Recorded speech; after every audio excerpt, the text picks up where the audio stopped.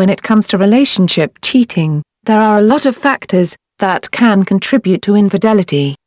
I'm certainly not condoning any cheating, emotional or physical, but I am saying that if two people want to salvage their relationship after infidelity, it can help to know where it is coming from.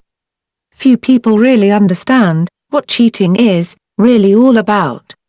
People think that is about love or sex, and sometimes it is, but more often than not cheating is simply a poor reaction to something that is going on in the primary relationship. For example, if you have a couple that has been together for many years, and things are not quite as easy as they once were, one partner may stray to alleviate their frustration, guilt, resentment, etc. In other words, cheating is usually the response of an immature and selfish person to something that is happening in their life that they don't like.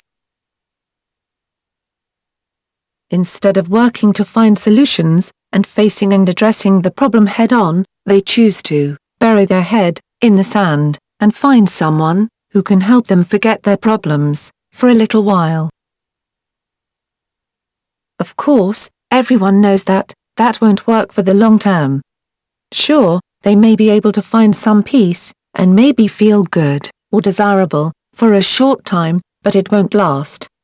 In the end, they are only making matters much worse.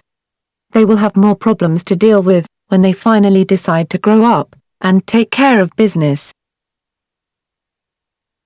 So, now that you know what cheating is and isn't, here are some things you can do to repair the relationship after an affair. 1. The first thing you must understand, and this applies if you were the cheater or the one cheated on, is that this is a process, and will usually take a long time.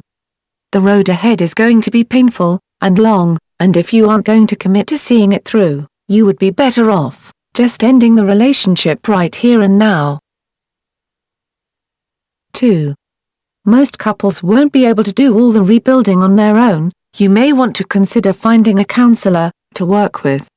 It's difficult for a couple to hold their own hurt, anger and frustration in check during this process, but if you do not, you and your partner won't be able to accomplish anything. For that reason, having an objective third-party counselor can mean the difference between success and failure. 3. You must be aware that even if you and your partner are able to stay together and rebuild your relationship, the infidelity may come up again in times of stress. I don't mean that either of you will cheat, though that is always a possibility, but I mean that the old angers and frustrations of the affair may come back up at unexpected times and cause problems. Relationship cheating doesn't have to mean the end of the relationship as long as you love each other and are willing to work together. There is a special online program which can walk you through this whole process so that you can enjoy a better outcome for yourself and perhaps for your children.